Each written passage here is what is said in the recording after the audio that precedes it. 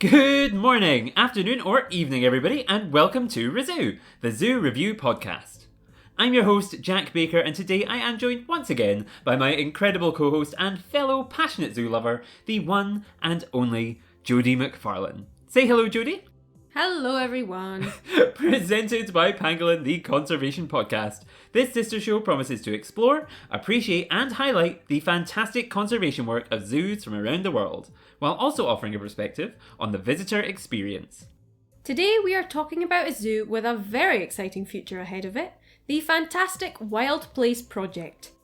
Found just outside of Bristol, this amazing collection is home to an amazing variety of species, both from across the globe and from across time. That's right. I hope you're... What an intro. And it's right. It's absolutely correct. I hope you are all ready for some international and time travel. As always, we are going to walk you through our day, some of our favourite memories of the park, the animals we loved, and some of the moments which made our visit to the Wild Place Project truly fantastic. We will then wrap up with our 2 stars and a wish. So, without further ado, let's get started.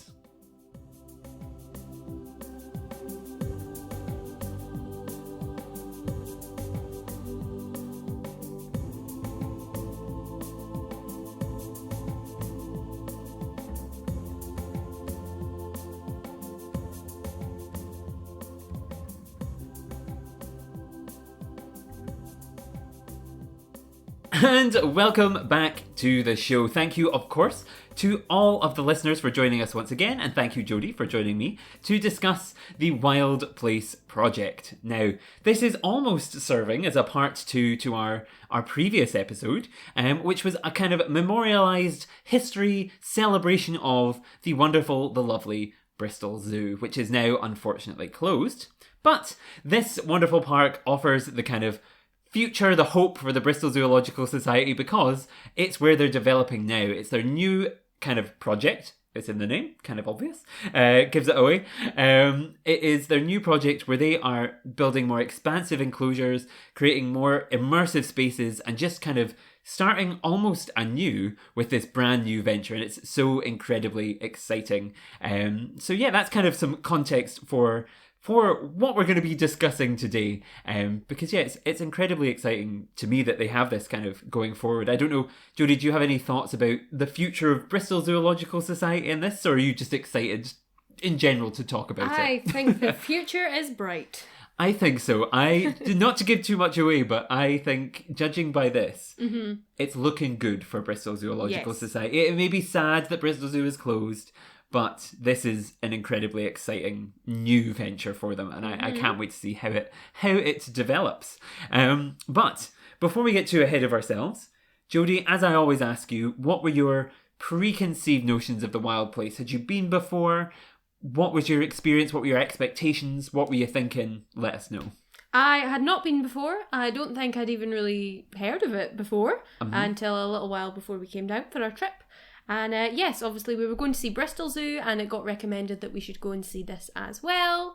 And it had been recommended to us that we could probably do both in the one day.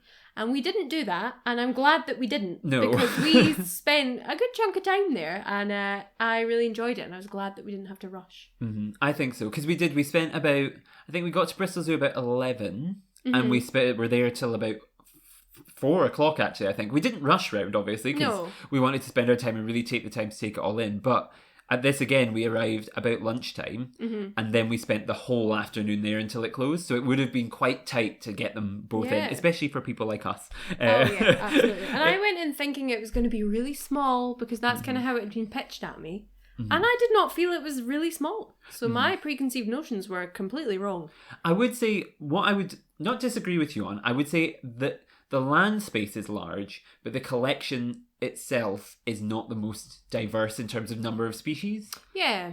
So it is small in that sense, but it's not small. It's not small in that you're going to walk around it in 5 minutes. No, absolutely not. And that's because everything has proper space. Yes. It has large enclosures. It has expansive, immersive places to go. And it was, that was kind of my preconceived notion as well, almost, was this kind of like, on the map, you're like, this doesn't look whatever, this doesn't look particularly big, I'm unsure. But I always have trouble with zoo maps because, for example, Whipsnade, when we went there, it's the largest zoo in the UK. It's huge. Yeah. But like all maps are printed on an the A4 same bit size. of paper. Yeah. So if you put the map for Whipsnade and the map for put the map for Whipsnade and the map for the Wild Place next to each other, it's really hard to tell the difference. Because they are both going to fit on an A4 sheet of paper. Exactly. But they're very different walks. And it's the same size as the Edinburgh Zoo map, and it's the same size as the Bristol Zoo map, and it's the same size as the Chester Zoo map, and it's just impossible to fully comprehend proper scale. So yeah, I did have this kind of nervousness. But when we did arrive, I was actually quite positively surprised by just how big things were and how long it took for us to get round, because I do think there was a lot there to explore and appreciate, and really, really liked it. Now, we arrived at about lunchtime, so I would like to I know there's a couple people out there who really do enjoy us talking about food. Yes, I know. There are people listening to this podcast just for the lunch. And who knew? Who knew? But I'm really disappointed to let you know that we did not have lunch there. We did enjoy... we did, but we'd taken our own. So we did. I did enjoy a slush puppy. Oh, yes. And I did enjoy a can of juice. Which was a little pricey, but it was a hot day. I was going to pay anything for a slush. Yep. And it is a zoo, so that's kind of expected. But sadly... we had ice cream as well. We did have ice cream, and the ice cream was lovely. It was lovely. But sadly, we're starting at lunchtime, and we don't even have food to discuss because we brought food with us. I'm so sorry. Sorry to the lunchtime listeners. I know, but... We can't cater for you. What to highlight, though, is when we just had that in the kind of the first area. When you first walk through the gates, you're in. We just kind of sat down and had it. And in that area, there did seem to be a lot of areas for you to sit. There was a whole playground for kids to play in. And what I thought was really clever was that playground was undercover. So even in the winter time, you could probably use it because it's not going to get wet, it's not going to get slippy, it's not going to get... So I like that. That bit, I didn't see that bit until the end. I saw that passing as we were leaving. And that would be like a highlight of this place. More places need that. A massive, massive big play... Almost like a big play fort thing undercover, which is good if it's really hot because you're in the shade, you're undercover, and it's good in the rain because you're sheltered from it. That was fantastic. More places need that. Yeah. Especially because a day at the zoo is a long day in the elements, whether they be hot or cold. Yeah. So having somewhere to kind of shelter, great idea. Fantastic. And they also had a big climbing-y, swingy, like high ropesy type looking thing. We sat and had lunch next to that. Yes, which we did not do, and we unfortunately didn't get and we saw people getting suited up to go on it. But just something to be aware of, that they have this what looks like a extra things there, which is very, very nice. Kids, they're gonna love it. Yeah. So a very strong first impression for me, from in terms of looking after your visitors for the it was a good, nice first impression. Now, the route, it's an interesting one. It's a hard, because there's not an obvious circular route to go. There's not like a perfect round sphere that you just follow around and go, okay, we'll go this way, this way, this way, this way. There's a lot of jagged paths. But we decided what we were going to do is, we of course knew Connor and Steph, who were working there, and we knew they were at the Lemurs. So we thought, we'll take us a kind of stroll straight down there, straight down the middle path to get us started. And that path did not just take us to the Lemurs, it also took us past our first exhibit of the day, which was their giraffes, their zebras, and their eland, who live in and I'm definitely going to mess up this pronunciation, but I'm going to try my very best, the Benue National Park. And that's kind of the first hint to, I guess, the listeners, is that they really take theming seriously. Yes. They have this kind of national park idea, and you walk past it to see these incredible herbivores, and it really immerses you right away. The soily grass, the soils are all kind of these sandy colours. They've got kind of the vans and the huts and everything there to really enjoy. And it just feels like excellent theming to get you immersed in this. Plus, then you have the joy of seeing these big, amazing giraffes and zebras and stuff. What were your thoughts on this, Jodi? I really like this area, and I agree about the theming. Very strong, to the point where it took me a good few minutes of being in this area to kind of clock, and then turn to whoever I was standing next to and go, hang on, why are all these signs in French? I was really confused because at first I thought maybe it's in English and then there's a few other languages underneath, catering for all visitors. Love that. And then I realised, no, they're all in French. And I really was confused for a minute before someone said it's because it's meant to be the national park and that's the theming. And then I got it. So such good theming that I was so immersed, I didn't even realise what was going on. But no, I liked that, and I really liked the space for the giraffes. Mixed species habitat, which we love. Yeah. We always love. Yeah.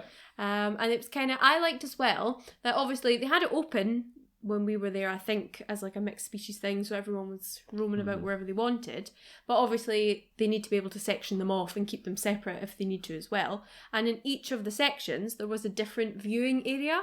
Yeah. So like we hit the zebra one a little bit later in the day after we'd looked round. But that was good because it meant that you were seeing the same exhibit from like 3 different viewpoints throughout the day, and it gave you different vantage points to see them, which was good. Yeah, because this is kind of the central. It's almost like this is the center of the park, and you will walk around this exhibit like to get to everywhere else. So it is nice. And what I liked is the theming didn't dip at any of the viewpoints. All of the viewpoints were equally themed. I think there was something like a watering holy type sign bit near one of the viewpoints. Like it was consistently good, and I think 3 really strong, fantastic species, because you have the giraffes that everyone loves, the zebras that everyone loves, and the weird thing, which is the eland, which I was just taken with and really loved. And just generally, I was actually, when you were talking about the French, I was going to try and reply in French, and then I realised my high school French doesn't go beyond. Stretch that far. No, just like, oui, je m'appelle Jack, bonjour. Yep, we've got that. Ça va? Ça va bien, merci. There we go. Look at us go. Dr. Darian, if you're out there listening, it has stuck with me, some of it. Yes, fantastic. Well, fantastic. before we go down that route, I thought the indoor house was really good as well, because at one point we popped our head in there, and luckily enough the giraffes had just been fed. All of their feeders had just been replenished, so they were all in there munching away, and that was great. I feel like that was... I'm trying to think of other places I've seen giraffes, but we were so close to them when they were eating in there, and that I feel like that doesn't happen very often. So I like that you got really close up to them, got some really fantastic pictures of them, and really good to see them eating so up close and to see those big long tongues, and it was great. Loved it. There's something about a giraffe that's always going to capture the magic. Yeah. I just love them. I just love them. I know. And we've had this chat before about tigers and stuff. There's certain animals that are like the basic animals.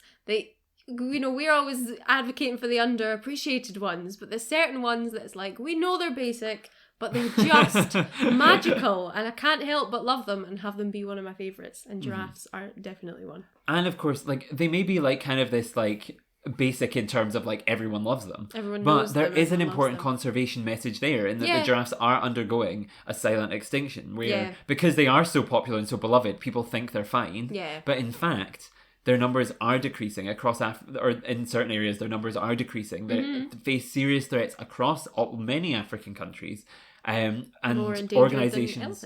Yes, that's which is always shocking to people, I think, because they're like, elephants are this poster child of endangered species, but no, giraffes are fantastic, and the one that we need to be kind of looking at. And thankfully we've had the Giraffe Conservation Foundation on the show, and they've talked about that, and they do fantastic work to help try and protect these amazing animals. So yeah, even though they're basic in terms of like they're on every child's bedroom wall, they're not basic in terms of conservation, which I appreciate. There's depth to them there as well. We love it. Height as well as depth. Height is... Oh wow, we've peaked already. We have. It's all downhill from here, folks. Yep. oh gosh. Now you then move on from this wonderful kind of opening exhibit into Discover Madagascar, which is fantastically immersive. It's a walk through lemur exhibit, which also features goats, which I love. Which was random, but love it. Who cares? It's a goat we love. Can I tell you? So the weekend, the night before. We went to Bristol to go and see Bristol Zoo and everything. I had been in London with my sister to see Lady Gaga live. Fantastic show, by the way. This is not a Lady Gaga ReZOO, but fantastic show. But we got back to the hotel, and me and my sister were sharing this a hotel room. And the next morning we got up, and she was like, "You kept me awake all night because you were talking to yourself." And I was like, "What?" And she was like, "I just couldn't sleep because you kept repeating, 'Happy goats.'"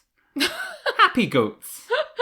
look at the happy goats and I was like, I mean, that's totally on theme for me. I mean, it really is. If anyone needs to know anything about Jack, there is it summed up in a nutshell. That's what he's talking about in his sleep. Happy goats. Happy goats. And they were happy goats. They were great. And I loved them and fantastic. And I know lemurs are the focus here. Yeah, but let's just take a minute for the goats. Goat appreciation. But then, of course, yes, you walk through and you continue to see. They had, I'm going to try and remember, I think 5 species of lemur. Mm-hmm. You have mongoose lemurs, ring-tailed lemurs, red-bellied lemurs, white-belted ruffed lemurs, and gentle lemurs, which... Love it. Fantastic. And a strong mix of, like, you've got a ruffed lemur, which kind of looks distinct. You've got the gentle lemur, which looks really distinct. You've got the ring-tailed that looks really distinct, and they kind of all have this thing. And do you know why I like this as well? I'm just going to make a bold statement here and say, this lemur walkthrough was perhaps my favourite lemur walkthrough I've ever been in.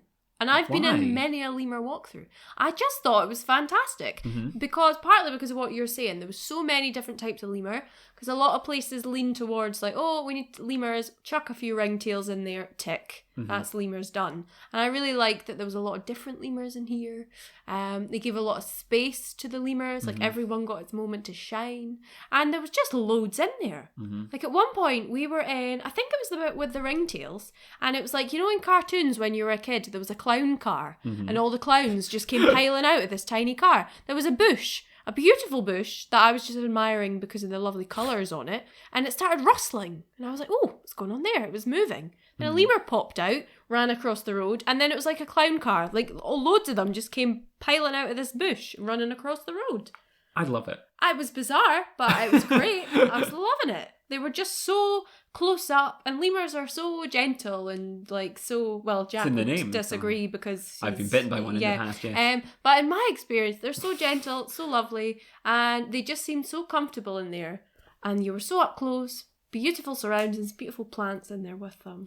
I could just sat in there all day. I was loving it. I was also loving it because it's the place that I realised, and I had not really thought about it before, but I don't know about anyone else out there, but this is a weird thing I like to do. I sometimes like to voice the animals in my mind of like, this is what they would be saying if they were there. Mm-hmm. And it struck me while we were in there that the national languages of Madagascar are Malagasy and French. And now I can't get out of my head like the fact all I can picture is when I picture lemurs like talking to each other, they are all just je m'appelle lemur, I am ringtail. I can see that for lemurs. Yeah, I'm eating a bit of mango and just relaxing in the sun. I'm going to sunbathe and then I'm going to run around. And I should point out we're recording this on a Friday afternoon. Please forgive us. We are very tired. Yeah, it's gone mad. I love it, and I just think that makes them so much more personality than just like. And this is the important. Like when we talk about conservation, I think it's so important that we fall in love with these animals, and we have, because it makes it so much easier to work for them, and it makes you re-inspires you to protect them. And now, who needs lemurs voiced by what was his name? Sacha Baron Cohen.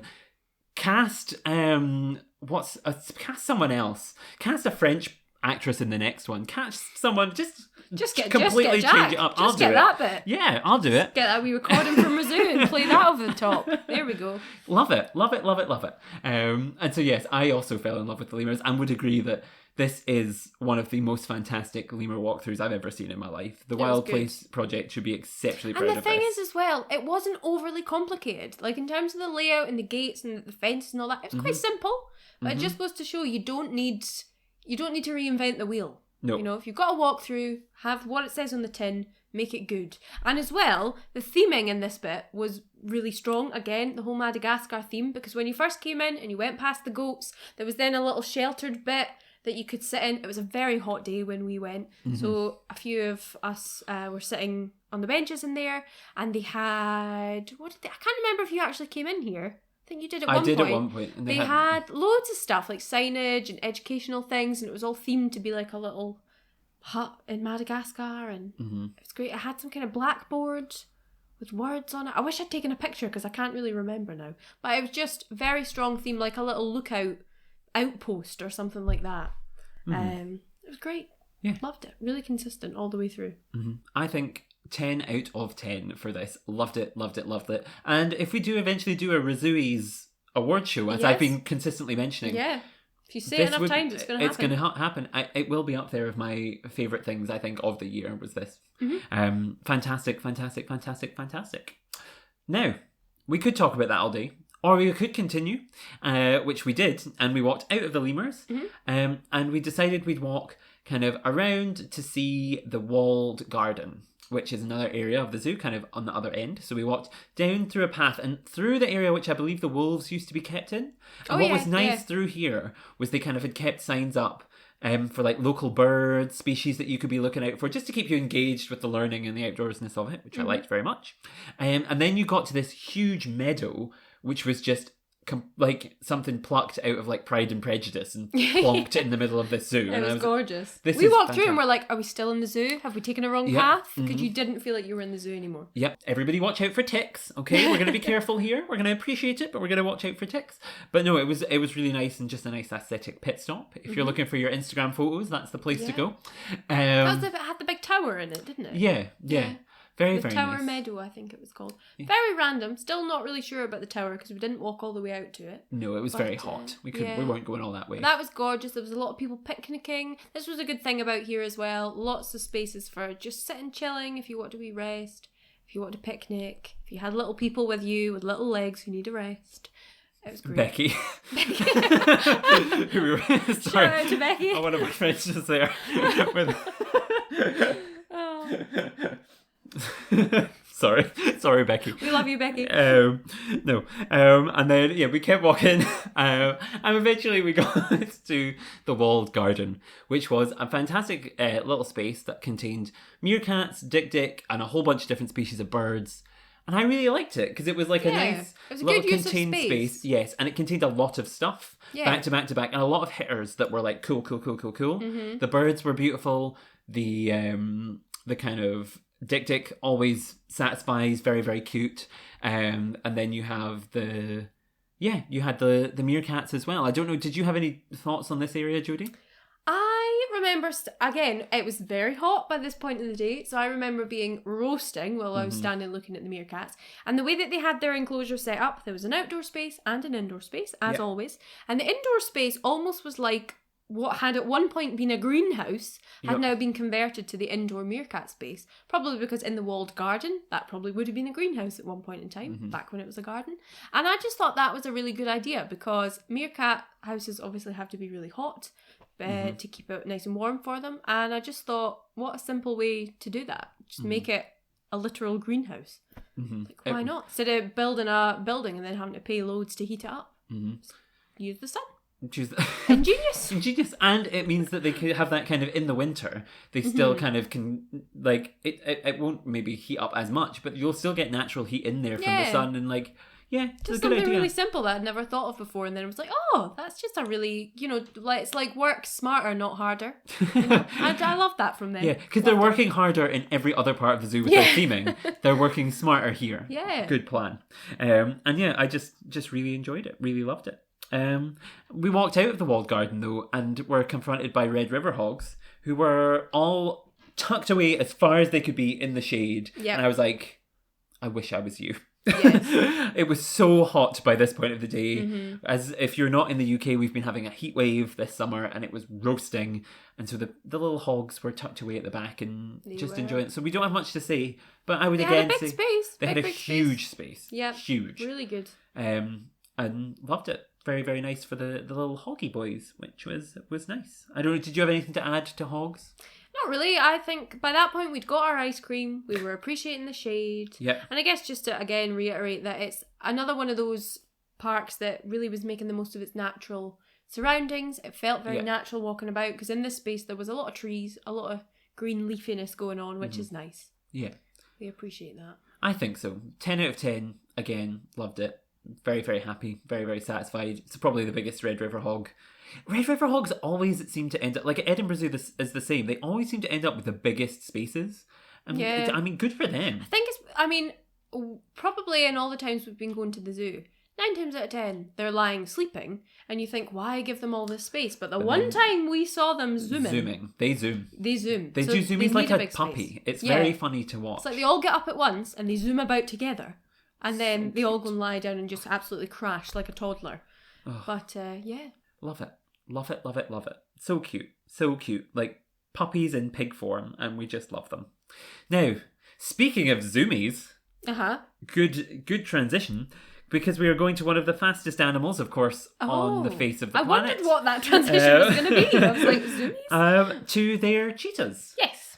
Cheetahs, which we didn't get a lot of time to appreciate them because we were kind of like moving around. We were going specifically to Bearwood for a certain time, and like we were kind of like, there was a talk on, so we were kind of hot-footing it to get up there. But it was a huge space. Yeah. Huge space. I think Connor said they had 3 cheetahs there, and cheetahs, of course, a fan favourite. Yeah. One of the most popular animals, I would argue, probably in the world. And another good one because they're kind of plonked right in the middle of the zoo.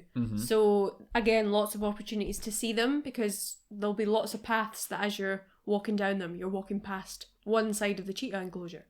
So we only saw them from one side during our visit. But luckily, right at the time when we were there was one sort of stood right in front of us, kind of just up ahead.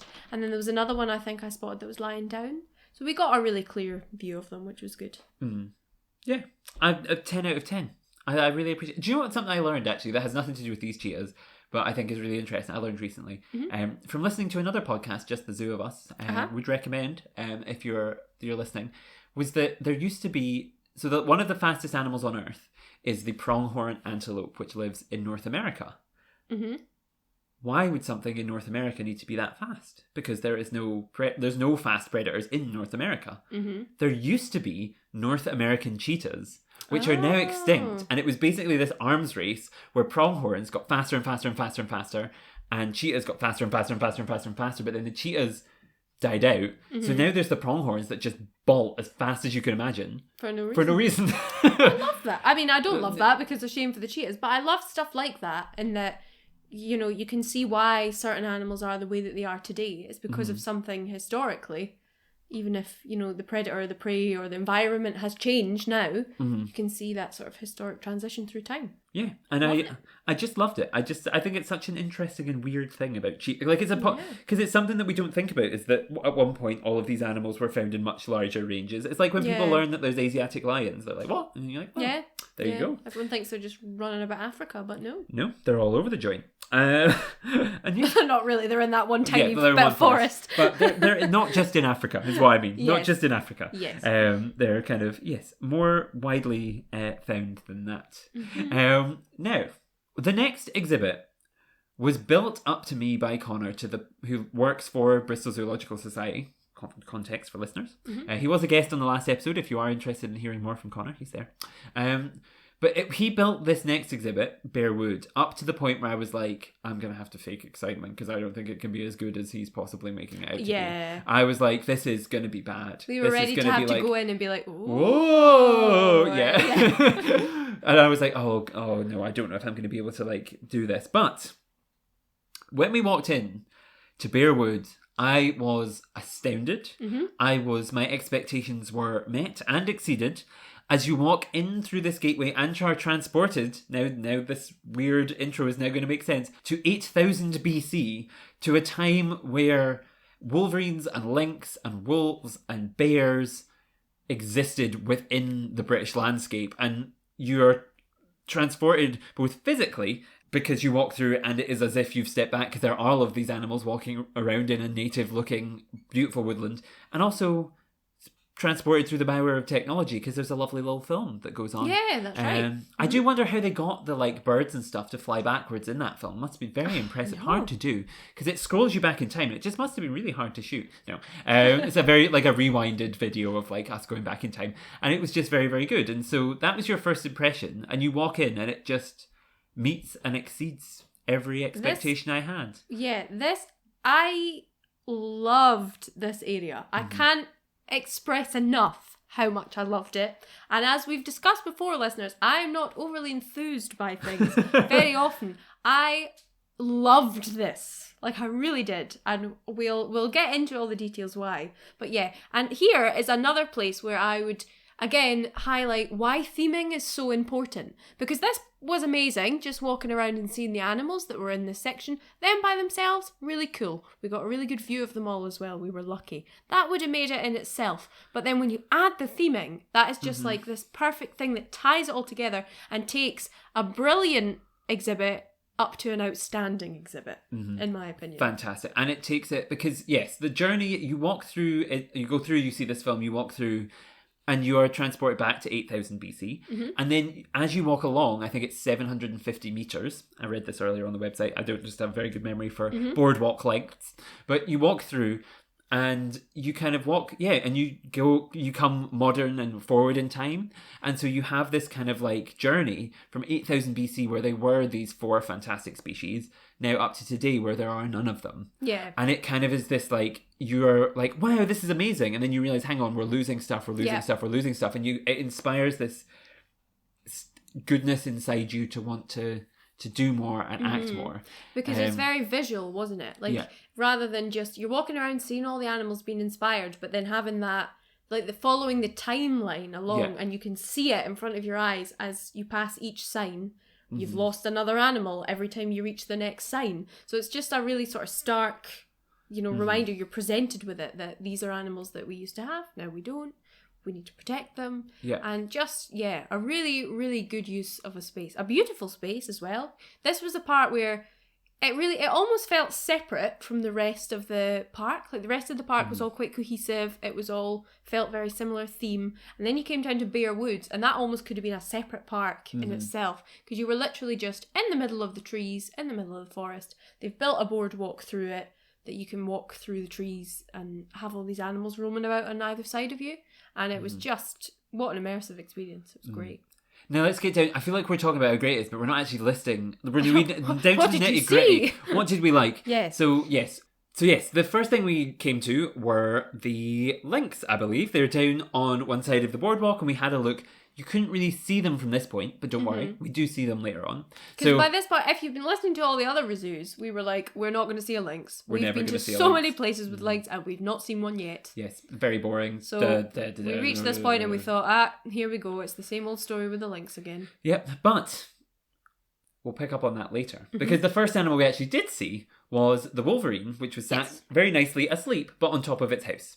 And I appreciate wolverines. We've talked about them a lot in previous episodes. I think just in the Highland Wildlife Park one, we talked about them. I think we talked about them in Whipsnade as well. Yep. Just a good, interesting thing. And usually when we've seen them, they've been running about like mad things. This one was asleep, which made it a different vibe, but really appreciated it. And I don't know, do you have anything to add?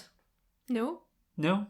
Fine. Cool. Sleepy boy. Back to the lynx then, because you walk along and then we were greeted by 4 lynx. I think they said. So. Yeah. And we were lucky all though, over the joint because they were getting fed. There was a keeper there throwing out some food, and I feel like that was what made us hit the jackpot, because otherwise we wouldn't have even seen one.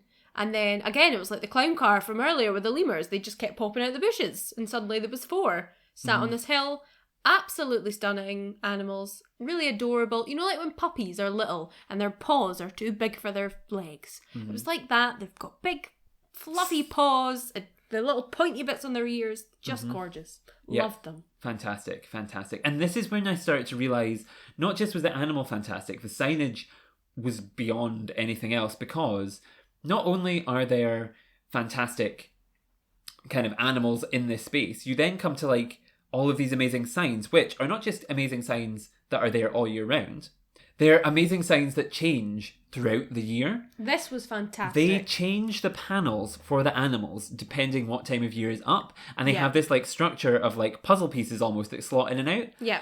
I think they were colour coded, so like the winter ones are blue. Yeah. I think we were in summer, so maybe it was green. So you can take off the green ones and then slot in the blue ones for the winter facts. So good. Brilliant. Because of course bears, they do kind of disappear a little bit in the winter. They slow down a little bit, and all these animals will be harder to spot at different. And I just thought that was fantastic, because it's thinking and it's effort that goes into something that so many other collections would just go, stick up a sign and be like, right, tick, done, there's a sign up, that's it. And the same sign stands there for years. Yep. But you're right, that's the word, it's effort. There's effort going into this, and I like that, because it's not just like, we've put up a sign, that's it. You're having to come back to that, and the attention to detail, you're having to come back to that, and someone has to put in the time and effort to change it with every change of the season is great. Yep. And then of course there was that big wall that was like I love that. It was like a big wall that had all of the different natural events that happen throughout the year, beyond the animals that were in the space, but just in the UK, natural interesting things that happen when birds appear, when trees bloom, all sorts of stuff. And basically this I think I'm describing this, but so there's this timeline of the year with all of these different things. Imagine a big Excel spreadsheet where down one side there's all the different animals, and along the top is the months of the year, and then all the boxes, it tells you what they do for each time of the year. You've got different animals, what different animals are doing at different times of the year, so that you can see it's like a year in view of calendar. What that animal does. So one of them was the bear. Here's what a bear's year looks like. All the different things they're doing in the different seasons. Yes. Then it had right down to little animals like birds insects and stuff. And plants, I think, as well. It was great. And it wasn't just that, because I think on its own that would have been quite overwhelming. But on top of that, they then had a slidey thing that slided along that kind of was like, okay, this is the section we're in right now. Yeah. So do you want to know what's going on? Look in here, and that's like what it is. And I like that as well, because it's like, okay, what's happening today or this month? Because I think it was a month thing. What's happening this month for the bears, for the birds, for this, for that. And then stuff like that's fun, because like my first thing was to be like, oh, I wonder what's happening on my birthday. So then I went and looked in October where my birthday is and looked at what animals would be up to then. I feel like we couldn't possibly describe this properly enough to give you like an accurate view of what it is in your head. This was so good. And I like the slidey thing as well, because again, like the signage that changes with the seasons, it just shows that this is an ongoing thing, and it's that there's staff that are actually there. Because sometimes there's old faded signs and you're like, when was the last time someone actually wandered around and looked at this and gave it a bit of care? And it just makes you feel like the staff here, they're obviously on top of this, they care about it, it's up to date. It was just a really nice little touch that showed the effort that goes in, and I really loved it. Fantastic. And what made this whole experience even more special is we came to our final exhibit, which if you turn away from all these signs and look, they have a mixed species habitat, which my brain still doesn't quite comprehend, which is bears and wolves. Yes. And when that was said to me, I was like, sorry, what? Because I just assumed bears and wolves would not get along particularly well. But, in fact, they seem to, and they get along fine. And I think there's occasional, they have a little bit of standoffishness, but it's such a good idea to have these things all together and working naturally and enriching each other's lives. Well, that's the thing. Cool. If these are animals that would live in a similar habitat when they're out in the wild, we so often in collections we just think, oh, we've got to put bears in there, and we've got to put something else over this side, and they've all got to be separate or they'll fight. But it's like, well, you've got to think about what animals would be doing if they're out in the wild. They've got those natural instincts. They can get along. As I say to the children at school, you've got to use your problem-solving skills to sort it out yourself. This is a learning opportunity, and it's the same with the animals. And they nailed it. Nailed it. I don't know if we don't have much to say about the wolves, because we didn't see much of them. They were kind of keeping themselves to themselves. But they were kind of snoozing. But the bears, the bears, they were up and down trees. They were running along the fence. They were doing this, that, and the next thing, to the point where you're on a raised walkway, and the bear. So you're kind of maybe, I think it said 4 meters up. The bear had climbed a tree up to our level, then beyond above us. Yeah. And it was like you're now looking up at a bear that's looking down at you, that you feel like, if that jumped, it could probably get here. If it jumped, if that really wanted to, that could have got over to us. Yeah. But I think it's because I got a little video of it on my phone. Someone had dropped a hat, like a kid's hat, a little blue cap, onto the bit of the sort of fence below. So the bear was looking up, and it's like they could see this blue thing stuck high up on their fence, and it was investigating it, because then it climbed up the tree and was kind of twisting its head backwards to try and get a good look at what it was. So maybe it was just the blue hat was freaking it out. But I've never seen a bear move like that.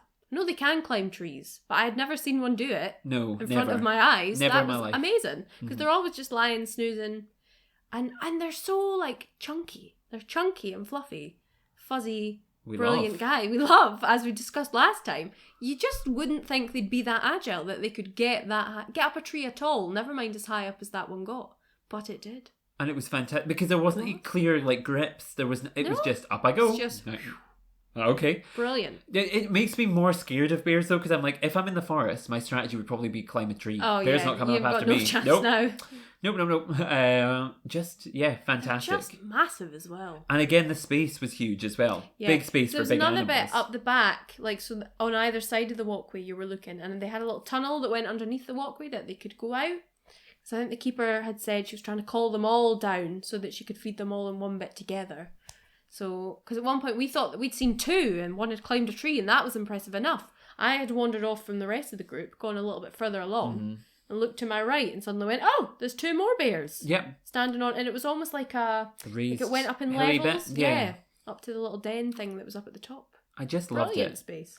I just can't say enough good things about this place. I feel like we've really been so enthusiastic about this exhibit, and even then us just describing it doesn't do it justice. No, I think this is the most enthusiastic we've been since Chester, would be my... Yeah, just about one thing. And I just loved it. I feel we could have just spent hours in that bit alone. I feel like we did. We were there for ages. But then everything was getting fed. I suppose, we went when everything was getting fed, which was great. We saw loads of things being really active. But on the flip side, if you went when everything was asleep...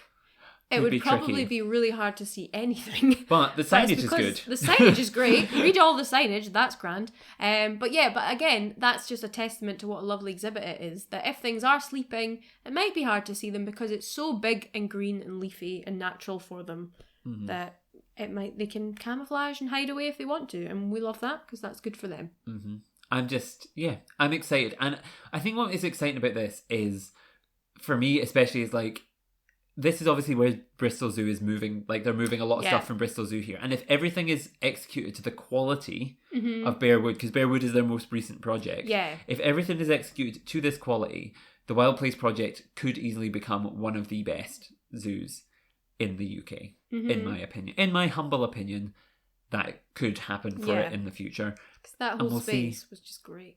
Yeah. Fantastic. You know what I liked as well, just to throw this in before we head out that way, because we went along past, there was the little sort of glass observatory bit. Yeah. You could stand, that's where I saw the wolves from. They were lying in front of it sleeping, which was lovely.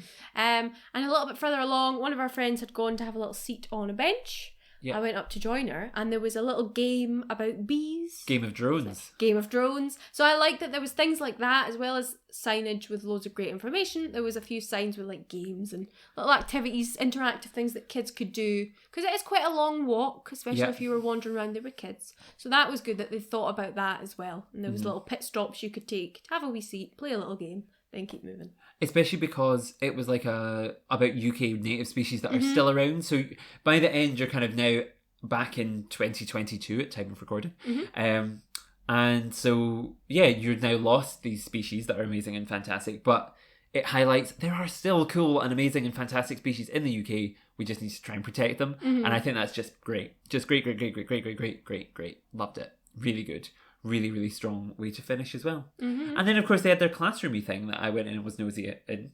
I think I stuck my head in. Yeah, really nice. And felt very, cool, which on a hot day, couldn't have asked for more. And so that is Bearwood, which was astounding and fantastic. The whole thing. Loved it.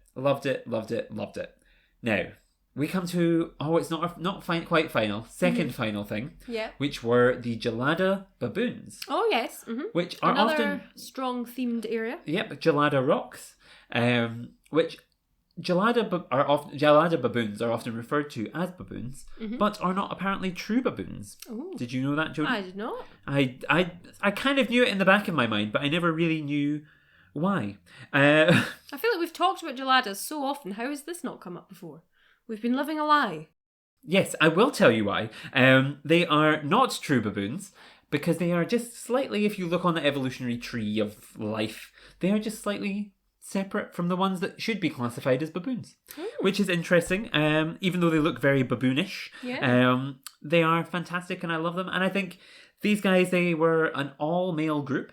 They are Hobbit, Hercules, Harshit, Keto, and Kidami, I think. Strong names. Strong names. And I just, love them. And again, a themed area. And I think fantastic. And when we went, it was obviously a very sunny day. But I remember Steph, who we've had on the podcast, who was showing us around. She, on her Instagram story, or not on Instagram, like on a reel, I think, posted a video of this space in the fog during winter. Ooh. And it was very mysterious and kind of like bizarre looking, and it was just fantastic. So go and look at that. I'll maybe put a link to it in the description. It was really, really cool. And yeah, again, just loved it. Again, strong theming. I don't know if I have much more to say, but anything you want to add about Geladas? Nah, just again, the theming stood out for me. I think this was the place that was like a big Jeep sort of idea, and you know, there's a thing like that at the zoo up at Tiger Tracks. Edinburgh Zoo, I should say. When we say the zoo, we're talking about Edinburgh Zoo. Because it's our local one.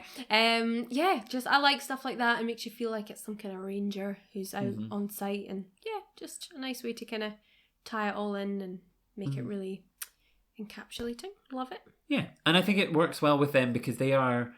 The whole area is very rocky and they're found in mountains in Ethiopia. So it makes sense. It all just ties together in your brain and works perfectly well. Yeah. And I enjoy it. And then that, of course, brings us to our final exhibit of the day, which was reindeer. Yes. Well, before we get to reindeer, we walked from Geladas down a really long, straight path that just kind of had fields to your left, kind of the whole way down. It was quite a long walk. And again, you felt like you'd almost wandered out of the zoo for a while. Yep. And then we passed, but did not go into, a maze. Yeah. The butterfly maze, I think, because it's in the shape of a butterfly, which we did not go into, but we should point out that is there. And would probably be very fun if we had more time. Yes, very, very nice.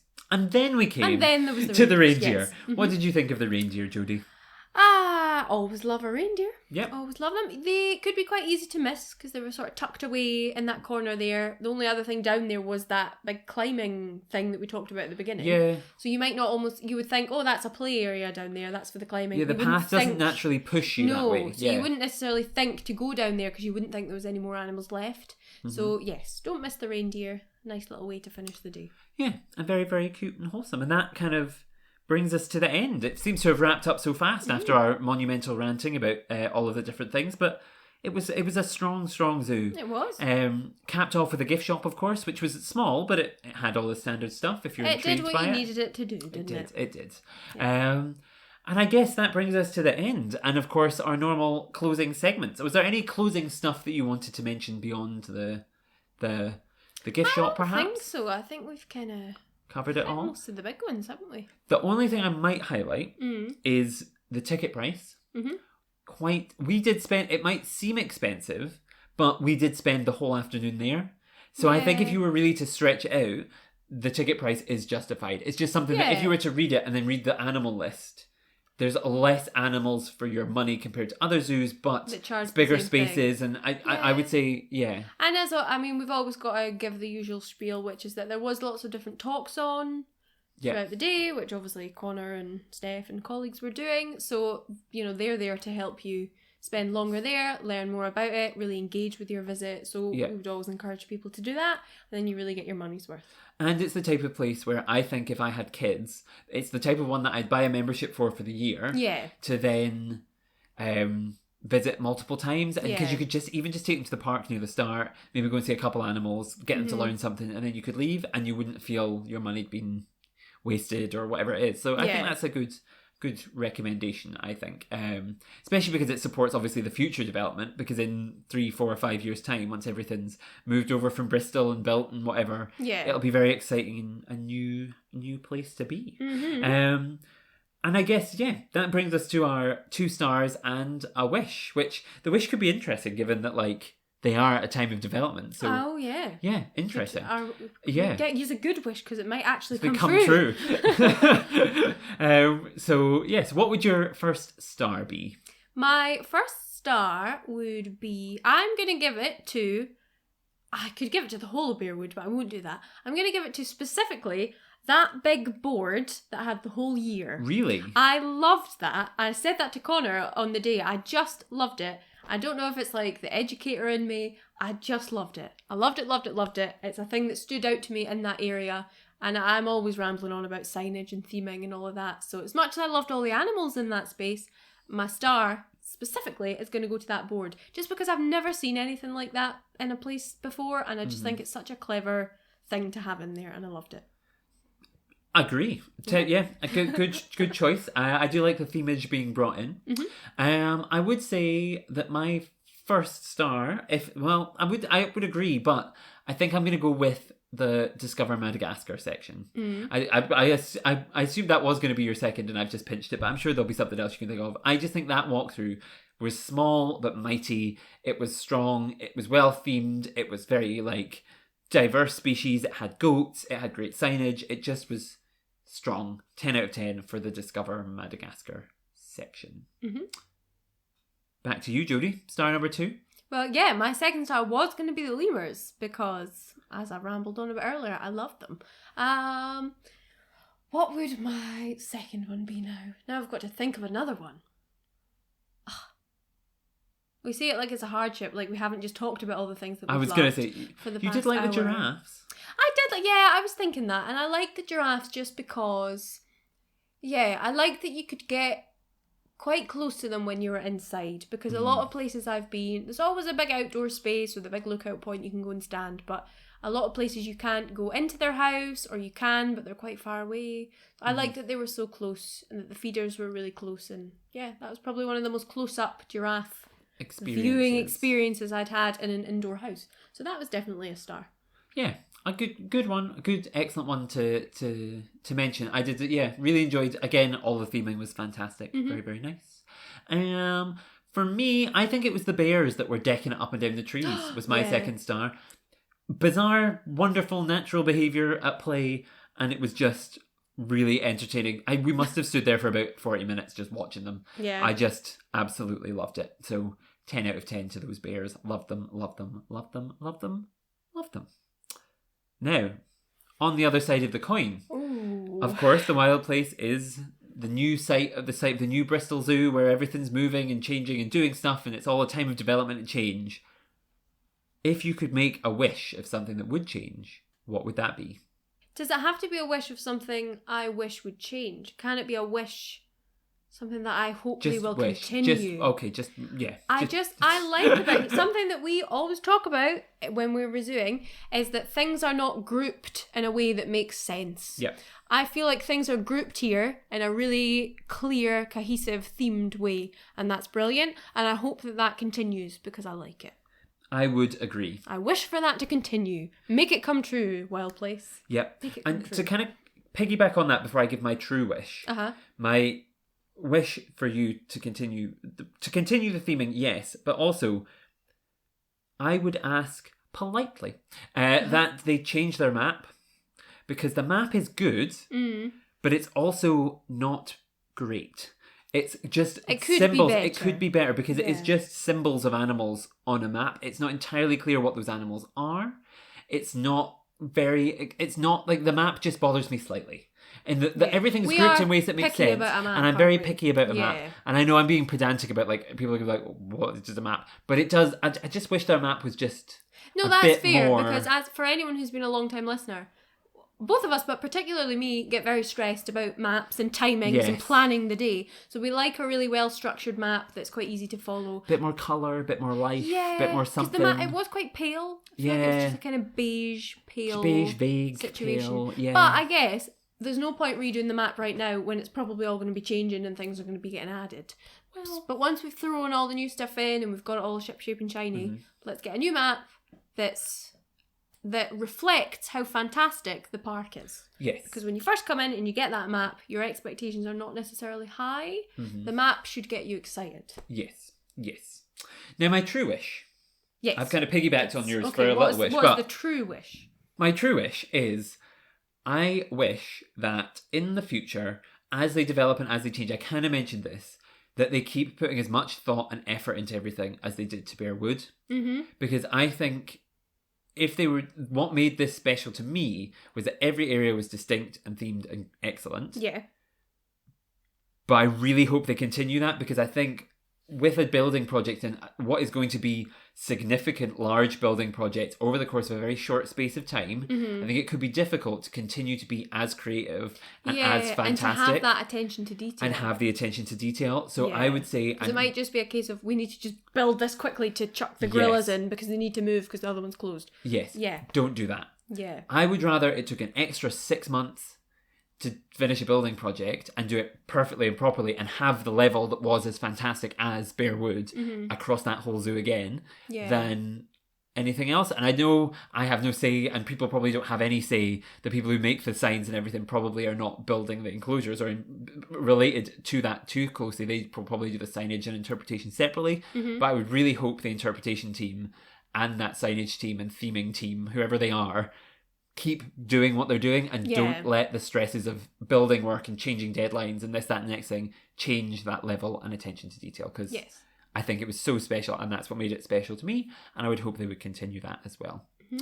And yeah, I think that's fair. I think that's a fair wish. Now, that brings us almost to the end, but before we go, we have to think of our word. If we could sum up the wild place in one word, one sentence or phrase or whatever it is to sum up the wild place, what would you say? I mean, I was going to say... The Wild Place Project, I was going to say exciting, but that's not quite an exciting enough word. Maybe something like anticipation. Because now, it's We're like breaking out the thesaurus. We are. It's like I've got a taste for it, and I liked what I've had so far, and it's made me very, very excited for what is now to come. And I think we actually said that as we were walking out. It was like, that was great as it was. I'm now even more excited to see what this is going to become. Because if it was great now, it's going to be fantastic if they keep up this level with the new stuff coming in. Yeah, fantastic. Excellent choice. I couldn't agree more. Anticipation. Get hyped, listeners. Get hyped for the Wild Place Project. It is excellent. And I guess that brings us to the end. Thank you, listeners, so much for listening to us ramble on and give probably... There's been some real ups and downs in this one. I just remembered the French lemurs again. The French lemurs. They're going to haunt you forever. I know, that feels like it was a while ago, but that was this afternoon. Yep, and I loved it, and I regret nothing. So I hope that... I hope you've had a good time. I hope you've enjoyed. If you'd like more context for some of the things we said, of course, our last episode of ReZOO was all about the Bristol Zoo. And so you could go back and listen to that with Connor.